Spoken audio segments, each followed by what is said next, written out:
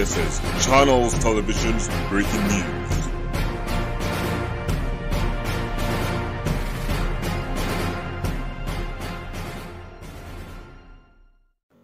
बोदवड तालुक्यात वादळी वाऱ्यासह पावसाची तुफान बॅटिंग।